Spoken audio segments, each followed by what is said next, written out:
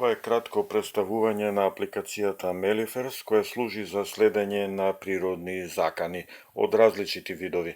Иако таа е веќе регистрирана, јас ќе го повторам процесот на регистрирање. Ќе го спуштам линкот кој веќе го паметам на мобилниот уред и ќе побарам регистрација. Веќе апликацијата е регистрирана, а сега веќе можам веднаш да ги читам пораките кои се однесуваат на самиот регион во општината, па потоа во регионот и во државата. Во моментов нема порака за хидролошка состојба и глобална закана.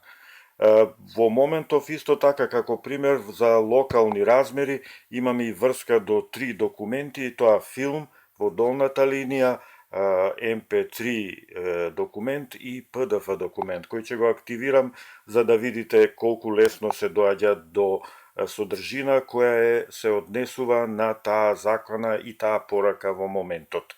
Ќе се најавам во системот, едноставно најавување, ако имате доволно права за користење, откако ќе бидете поздравени, и ако сте го наместиле јазикот на кој сакате апликацијава да се одвива, а тоа е од горното копче, тогаш можете да влезете на следните екрани.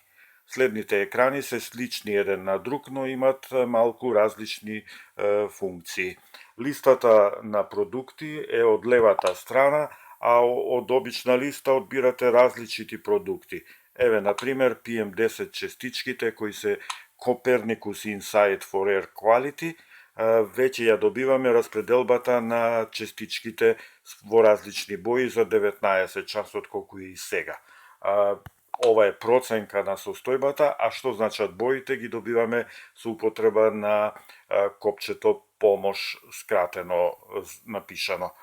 Ние може и да одбереме и претходна состојба, а потоа повторно враќајќи се на новата состојба да видиме на која страна и како се преместуваат областите со зголемени количества и концентрации. Ова е во овој дел од екранот, и во долниот дел од екранот можеме да дојдеме и до повеќе различни постери кои вонредно ќе се создаваат. Во моментов како пример има неколку локален размер постер и државен размер постер. Бидејќи се како примери, тие се сега во сива боја. Ќе се вратам на нашата содржина за PM10 честичките и потоа ќе се преместам лесно за да ги видам облачните движења во моментов. Поголем дел од продуктите се изменуваат на многу мали временски интервали, па дури грмежите се изменуваат и на 10 минути.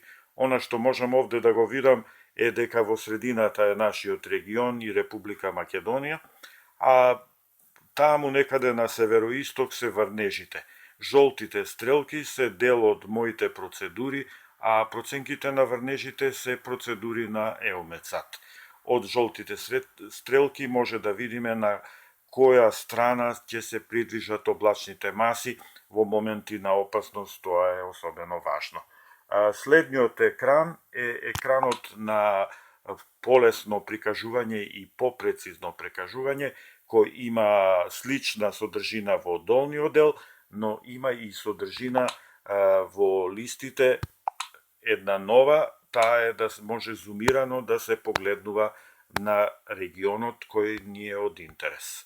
Во моментов тоа е Република Северна Македонија.